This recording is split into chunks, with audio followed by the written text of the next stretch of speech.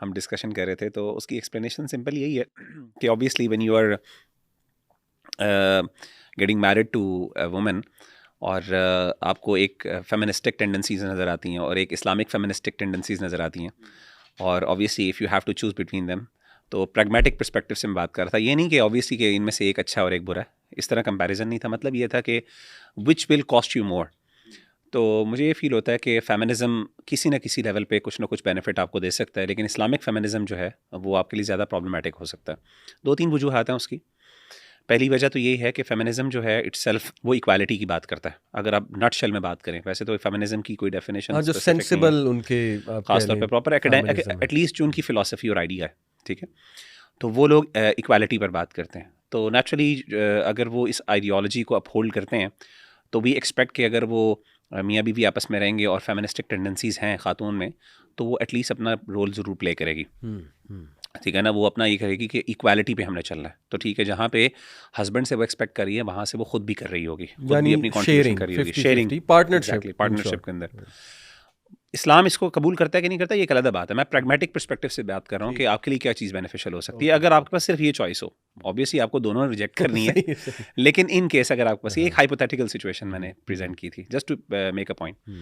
और अगर आप इस्लामिक पर्सपेक्टिव में जाएं और ख़ास तौर पे इस्लामिक फेमिनिस्टिक पर्सपेक्टिव में कहूँ, इस्लामिक तो नहीं, इस्लामिक फेमिनिस्टिक पर्सपेक्टिव में बात करें, तो उस पर्सपेक्टिव में एक मर्द के लिए ज़्यादा नुकसानदेह, क्योंकि होता ये है कि वहाँ पे एक खातून जो है वो जिसे कहते हैं ना 100% एक्सपेक्ट करती है। यानी उसने इताअत और फरमाबरदारी वाला कॉन्सेप्ट जो जज्बा है वो तो है नहीं, लेकिन 100% आपसे लेगी। ठीक है ना?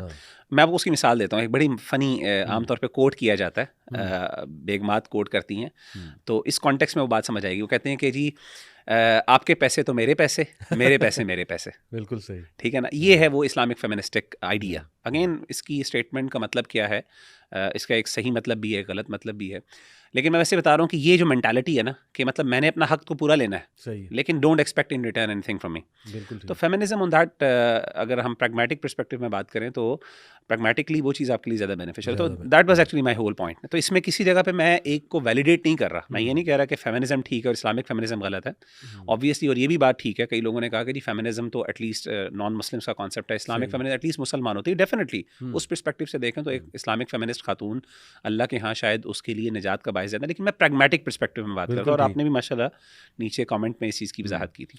पॉइंट इज कि ये ज़्यादा डेंजरस है कि you are citing sharia exactly to in the name of Islam, in the name of Islam, और अपनी जिम्मेदारियों से बर्खास्त होने के लिए you are Exactly. Citing sharia. और बिल्कुल ही लिटरली, जैसे मैं ये वर्ड यूज़ नहीं करना चाहता but I have to use this word, के हस्बैंड टोटली स्लेव बन जाए एग्जैक्टली और आप पे कोई रिस्पॉन्सिबिलिटी ना हो, वो आपको कभी कुछ बताए ना, आपसे Exactly. डिसएग्री ना करे, आपको कुछ डायरेक्शन ना दे, so on and so forth. तो ये ज़्यादा डेंजरस है आई बिलीव। और उस कॉन्टेक्स्ट में I think the status was के it's better to choose a feminist than an hypocrisy का भी इस्लामिक एलिमेंट आ फेमिनिस्ट। जाता है, जैसे कुछ लोगों ने बात की ना, हिपोक्रेसी का भी एलिमेंट है कि एटलीस्ट फेमिनिज्म आपको पता है क्लियरली गलत है।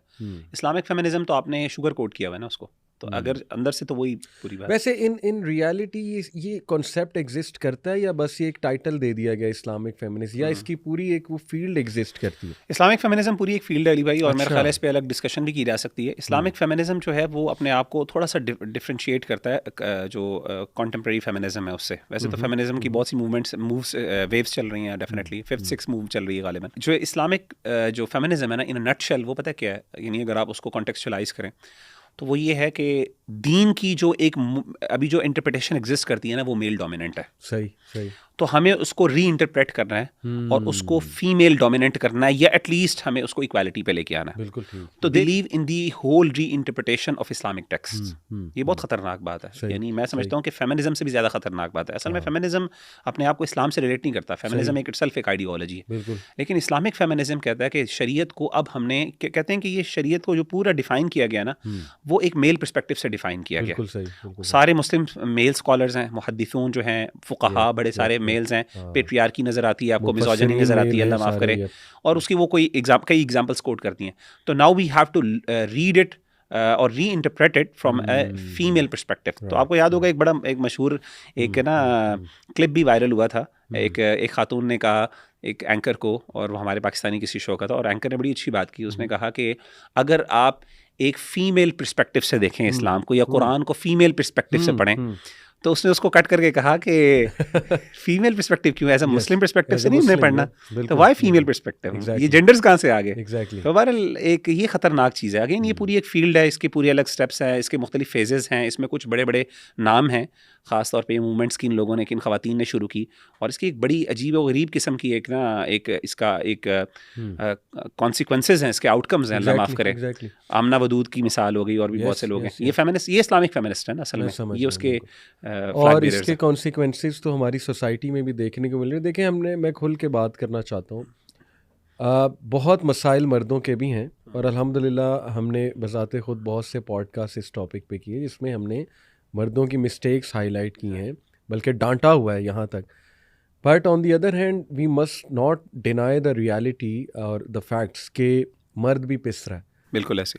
और ऐसी रूथलेस स्टोरीज़ मुझे सुनने को मिलती हैं कि घर कैसे टूटा, या किस तरह मतलब जीना हराम हुआ है एक फैमिली का। ओवरऑल फैमिली की बात करूँगा, औरत का भी मर्द का भी, बिकॉज ऑफ दीज कॉन्सेप्ट्स कि नहीं बस मैंने कुछ नहीं करना, सब तुम्हारी जिम्मेदारी है, खाना भी मैंने नहीं बनाना, तुम ही ने मुझे खाना प्रोवाइड करना है, ठीक है। यानी हर चीज़ जो है ना वो शरिया को यूज़ करके हर उस जिम्मेदारी से छुटकारा हासिल करना और रूथलेसनेस दिखाना। तो ऐसी बहुत सी स्टोरीज़ हैं। तो point of discussing this in the beginning was कि एक तो क्लैरिटी हो जाए आपके उस स्टेटस पे, दूसरा ये कि चले एक थॉट प्रोवोकिंग बात कि ये इश्यूज़ एग्जिस्ट कर रहे हैं हमारी सोसाइटी में, और हमारी जो फीमेल स्पीकर्स हैं माशाल्लाह, बड़ी ज़िम्मेदार फीमेल स्पीकर्स, रिलीजियस जो स्पीकर्स हैं, उन पे एक ज़िम्मेदारी आती है कि इस इशू को डिस्कस करें, क्योंकि हम बात करेंगे तो शायद हमें कहा जा सकता है कि नहीं आप औरतों के इश्यूज समझते नहीं। सो उन पे ज़िम्मेदारी कि वो ज़रूर इस पे बात करें और एक बैलेंस्ड ओपिनियन, एक बैलेंस्ड अप्रोच दें, जिससे घराना जो है वो बड़ा अच्छा घराना बने और एक अच्छी फैमिली जो है वो जन्म ले। सो